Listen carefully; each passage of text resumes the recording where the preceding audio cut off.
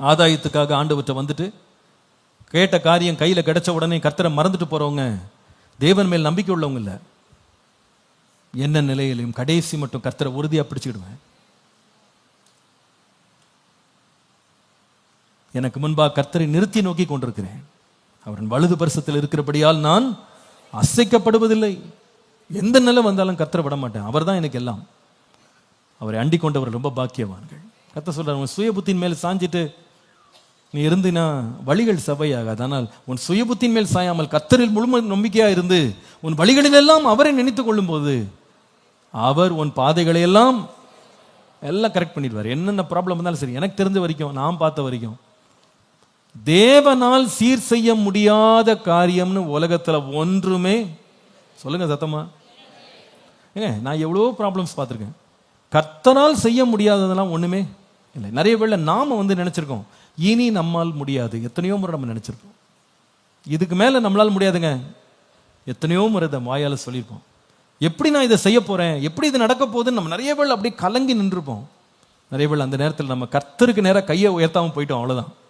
கர்த்தர்ட்ட மாத்திரம் கையை உயர்த்தியிருந்தா அவர் நமக்கு அறியாத வழி, தெரியாத பாதையில கொண்டு போய் இருளை வெளிச்சமாக்கி கோணலை செவ்வையாக்கி தேவன் நம்மை கைவிடாமல் நம்மை தேவன் பெரிய காரியங்களை செய்திருப்பார். நம்ம தான் நிறைய வேளை மிஸ் பண்ணிடுறோம். we don't have that confidence in God. நம்முடைய அறிவு, நம்முடைய ஞானம், நம்முடைய கண் பார்வை இது பார்க்கறத வச்சுட்டு இதான் நம்முடைய லிமிட் நம்ம நினைக்கிறோம். இல்ல, அறியாத எட்டாத பெரிய காரியங்களை செய்ய தேவன் வல்லவராய் இருக்கிறார். விசுவாசிக்கிற ஆமேன் சொல்லுங்க. ஹல்லேலூயா, ஹல்லேலூயா.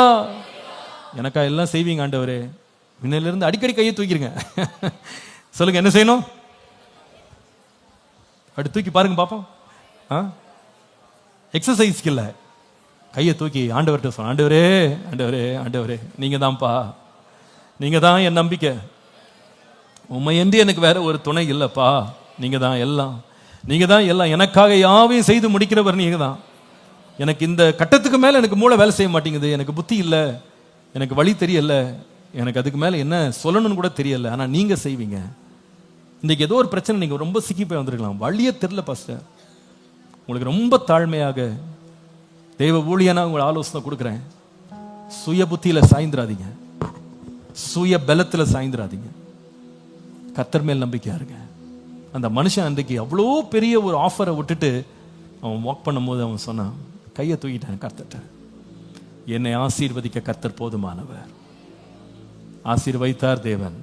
ஹல்லேலூயா. அவரை மாத்திரம் இல்ல, பிள்ளையும் ஆசீர்வைத்தார்.